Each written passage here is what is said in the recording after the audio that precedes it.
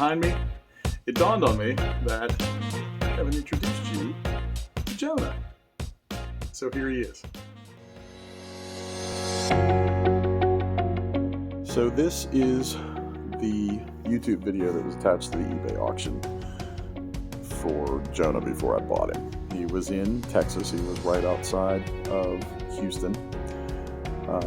I got a bunch of pictures, which you'll see in a little while. A little bit later there, the pictures for the auction that showed the underneath of the car and things like that. And all the flaws were pointed out, as you can see in the beginning. But I had been looking for like 5 years, and I saw this car, and I said, "Wow, like the paint is pretty presentable. The bright work looks good. The engine compartment looks good. The interior looks great." I wasn't crazy about the wheels, because they're literally on the 1990 KMC wheel catalog cover, which is kind of hilarious when you think about it.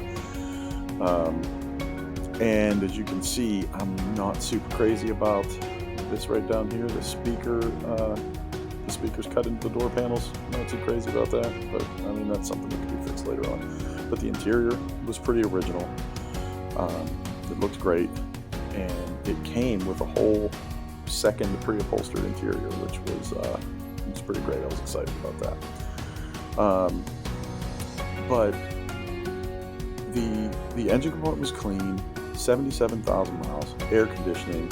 I mean, it's a heck of a car for the price. I had looked for like 5 years, and I wanted a Catalina or a Grand Prix because they were a little bit shorter, and I figured that it would be easier to fit in my garage. But the Roto-Hydromatic 10, the Slim Jim transmission that was prone to failure so much, scared the crap out of me. So I pulled everything down out of the overhead storage and blocked out the area that the Bonneville would have taken up, and what do you know, it barely fit. So I knew I wanted a Bonneville. I loved the spear, the badging down the side. I loved the angles. I loved that angle that is repeated in the badging and the front bumper, and I love the lines on this car. The forward-leaning, the aggressive headlight bezels. So it looked like a pretty good candidate to do what I wanted to do with it. So I contacted the seller, and he and I chatted, messaged back and forth a little bit, and I asked if I could call him, and I gave him my phone number and let him call me because I figured that was a little less creepy. And we talked for probably 2 or 3 hours, maybe a little bit more than that by the time I decided to purchase the car on eBay, which kind of scared the crap out of me too. But the car has the dummy passenger side mirror. It has the fuel door guard, the retractable trunk light. It has all these options that were it's numbers matching, as you can see. All these options that were it was a pretty well optioned car for its time, for 1963. It has the original spare, the original bias ply, but you can see it's dry underneath. There was some trunk work done because that's the knock on a lot of these old Pontiacs, is that the trunk pans rust out, and I assume this one did, even though the rest of it is pretty clean. But I had him take it to a garage, and these are some of the pictures that they took for me.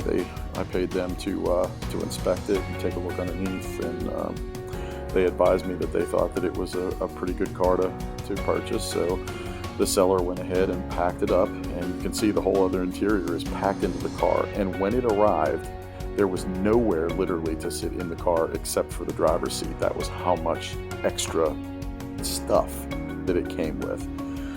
You can see the trunk's packed full, and a lot of that stuff I've kept in there. It's a good place to keep it. But they had to get the extenders out to get it up on the car carrier. And here it is in my garage. You can see all the stuff that it came with. It came with a console, manifold vacuum gauge, walnut inserts, another steering column, all the trim, the seat trim for the buckets that it came with. The guy wanted to clone it into a sport coupe, like a bucket seat sport coupe, not the bench sport coupe that it is now. And I'm pretty sure that it's Grand Prix interior, it looks like to me, but it's still aqua. And when I got him back up here, I got him titled, and it's been a ton of fun. And I actually still keep in touch with the guy that I bought it from, and he told me stories about who he bought it from. He's not actually a Pontiac guy, he's a Corvette guy, but he couldn't pass this car up when he saw it, because the guy that he got it from owned it for 31 years and would have never gotten rid of it if it wasn't for the fact that he built a new house and built a new garage and did not measure to build the garage big enough to put the Bonneville in it. The guy literally cried when he had to sell it because he had nowhere to put it. So I've tried to get in contact with him, with the 31-year owner. I haven't been able to get in touch with him. I just kind of wanted him to know that it was being loved and cared for, and it's really been something for me that it's been almost a mission, because Jonah was the name of the little boy that we lost in between the two sons that I have now, Jacob and Joshua, which you've seen help me with some of the projects in some of these videos. But you can see the interior is great. I actually took the floor mats out. The floor mats were an original one piece for bench seats, but they had cut them down into two pieces. But I went through and meticulously scrubbed them, cleaned the channels, tried to clean them up a little bit, and they look a heck of a lot better now. But it's a good basis for a car for me. I'm really happy about it. Everything's presentable. It gets looks just about anywhere it goes. And there's the retractable trunk light that was an option, and those are fairly rare too. Some years they were in the engine compartment, most of the time they were in the trunk, but that'll extend out and literally to every wheel to be able to change a tire at night, which is pretty cool. But